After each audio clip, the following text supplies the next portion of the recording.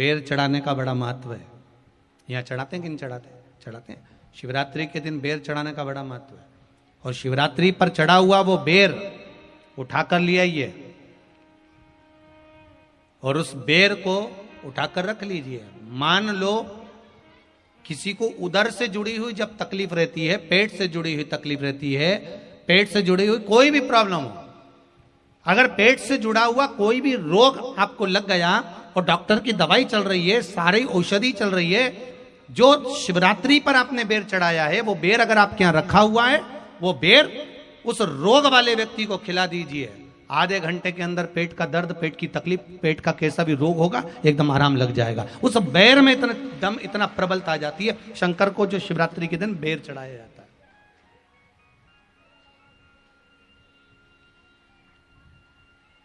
भगवान शिव पर समर्पित हुआ वो बेर का इतना महत्व महाराज।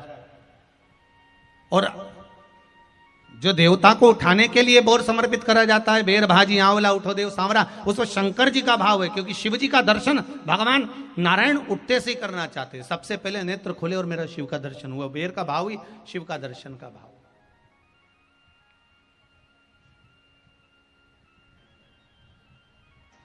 कितनी बड़ी औषधि होगी बेर के अंदर, जरा देखिएगा कि मेरे राम जी शबरी अम्बा के दरवाजे पर पहुंचे। आप लोग भजन में लेते रहते हो, शबरी संवारे रास्ता आएंगे राम जी, मेरा भी धन्य जीवन बनाएंगे राम जी।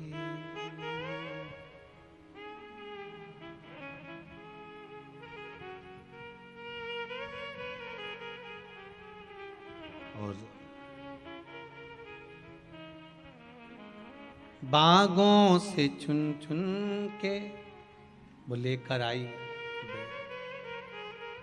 बेर की टोकरी लाई।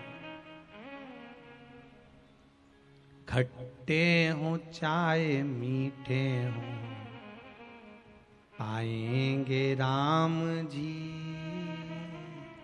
मेरा भी धन्य जीवन बनाएंगे राम जी।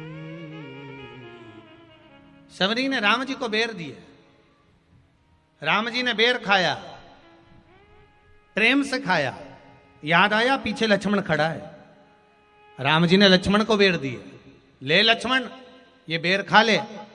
लक्ष्मण जी ने बेर लिए, लक्ष्मण जी ने बेर को देखा तो वो शबरी अम्बा अपने मुंह से झूठा करके दे रही है। लक्ष्मण जी ने बेर लिया, पास में रख लिया, फिर लिया, फिर रख लिया। शबरी जी राम जी को बेर दे, राम जी लक्ष्मण जी को बेर दे, लक्ष्मण जी वो बेर लेके पीछे फेंकते जाए। उठाए फेंका, उठाया फेंका, उठाया फेंका। अब कोई लक्ष्मण साधारण है? जब भगवान राम विष्णु हैं, लक्ष्मण शेषनाग हैं, शेषनाग अगर कोई चीज फेंकेगा तो क्या पास में फेंकेगी? उठाया फेंका, कोसों दूर जाकर गिरा। और वो बेर कब काम आया? जब लक्ष्मण जी को शक्ति लगी, बाण लगा, लक्ष्मण जी मूर्छा होकर जमीन पर पड़े। सुषेण वेद को बुलाया और वेद से बुलाकर पूछा कि लक्ष्मण कैसे उठेगा? तो कहा संजीवनी लेकर आओ। संजीवनी लेने के लिए भेजा।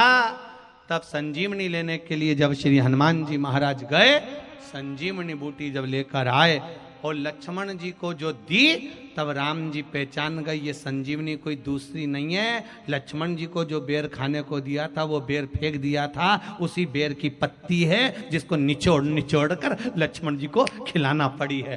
तो राम जी रोते रोते बोले पहले ही खा लेता तो खाना नहीं पड़ती। कोरोना का टीका पहले ही लगवा लेता तो दादा निपटता ही नहीं। लगे तो खाया ही।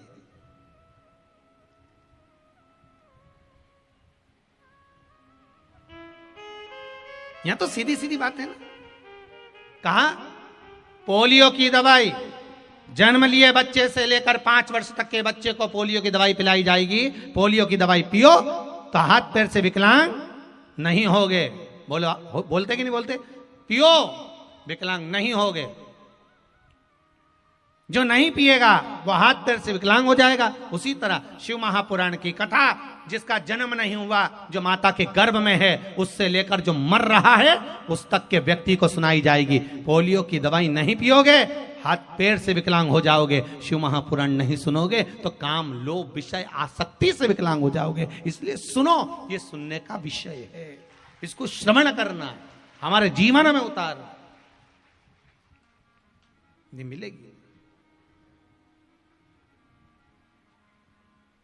प्राप्त होना बड़ा मुश्किल है। फिर